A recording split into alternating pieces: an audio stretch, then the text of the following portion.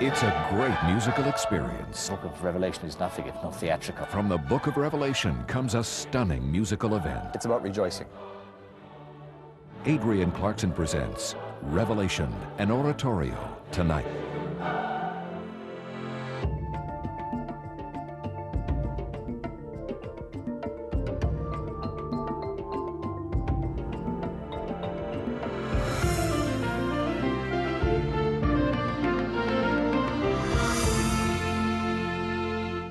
Good evening and welcome to the show.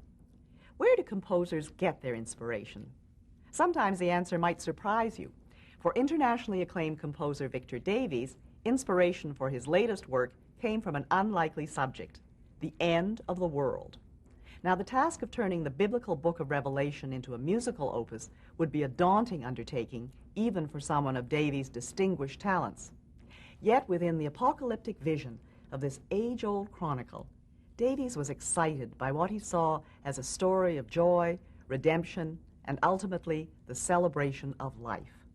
The result, his Revelation oratorio, is a work of such scope and ambition that it took over 8 years to complete, a work which finally would require the combined voices of 2 choirs, a full symphony orchestra, and yes, even the participation of the audience.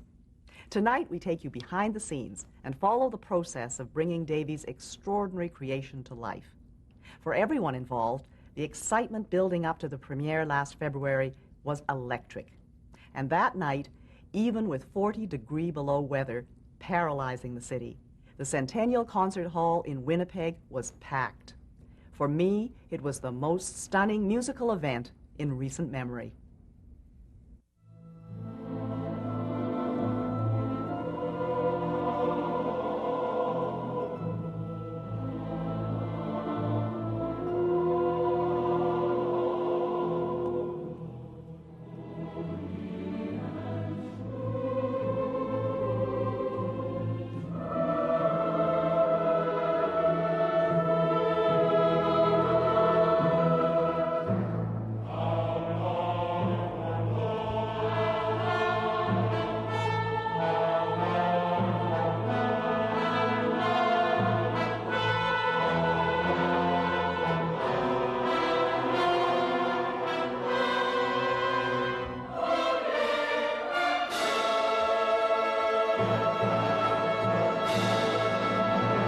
What brought you to the Book of Revelation as a subject for an oratorio? Well, I wrote a planetarium score called The Beginning and End of the World, and we're doing a record album. And I was writing in music in a little church in Neepawa, Manitoba, and I asked the minister, isn't there a quotation in the Bible about the end of the world? Such a knowledgeable theologian that I was. And he said, here, thrust Good News for Modern Man in my hands, and said, read Revelation. So that was my first contact with it, really, and that was the early 70s, and I thought, this is an acid trip. This guy was on some kind of hallucinogenic drug. But I thought, no, it's quite extraordinary, because all these people are singing. All people around the beasts around the throne of God, the angels, and then I got to the end, and I felt some kind of, I guess I'd have to call it grace, a sense of grace. And I was very moved by that, so I thought, well, I'm going to do something with this someday. I don't know when.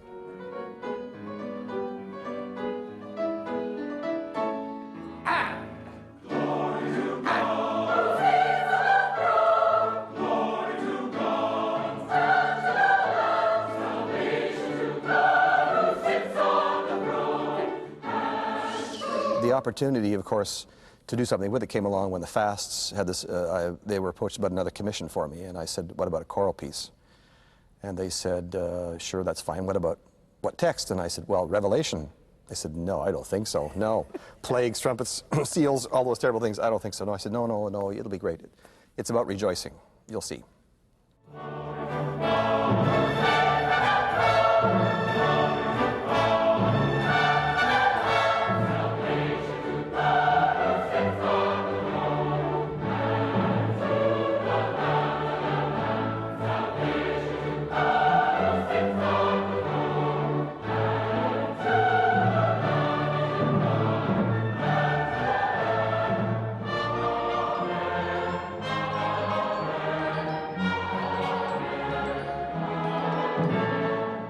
It's a very tuneful piece, actually. There's a lot of hummable things. Having heard it through about twice now, I feel that I could hum certain parts of it.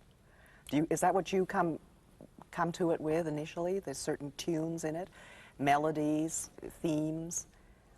Well, it evolves, I think, in lots of different ways, but for instance, the new song, which the audience joins in after the beasts around the throne of God sing it and the angels sing it, then all the creatures of the universe, which is the audience, sing it. That was a tune that I consciously wrote first, so that it would be, we needed a singable tune. But lots of the other things came because of the content of the text and the moments that had to be described and elucidated and everything. And sometimes you don't really start with a tune, you start with a mood, or you start with some chords, or you start with an idea of instrumentation or something, and things kind of evolve from that kind of thing. So, many ways.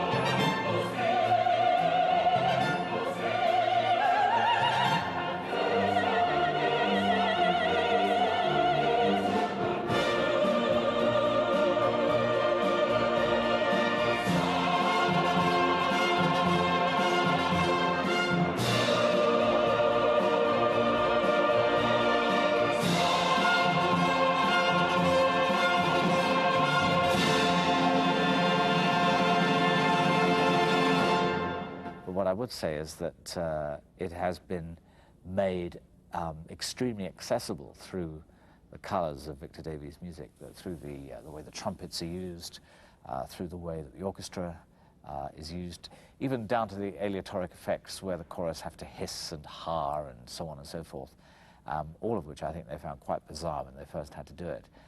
These are, in a sense, they're theatrical effects, but the Book of Revelation is nothing if not theatrical. So, in a sense, I'm very in awe of a composer who would want to set the Book of Revelation.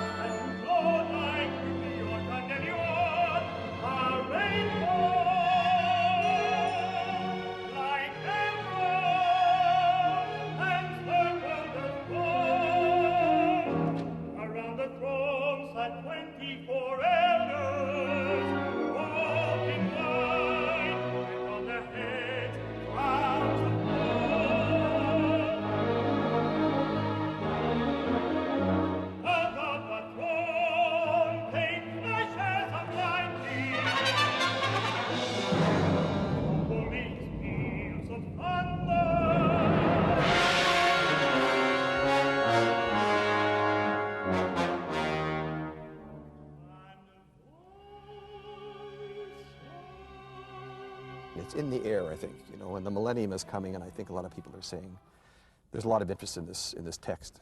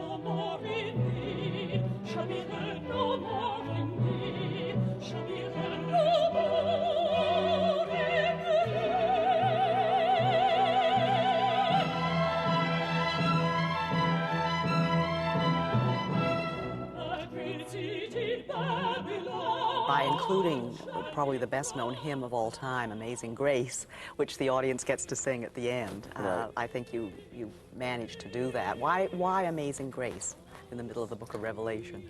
Well, I think this has to do with that moment that I mentioned earlier, that moment of grace that I felt.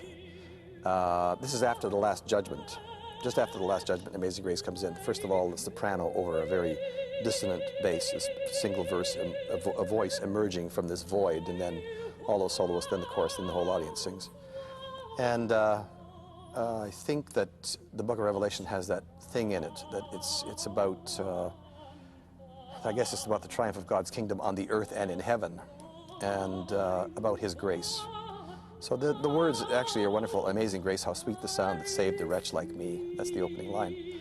So I hope that applies to the oratorio. We'll see.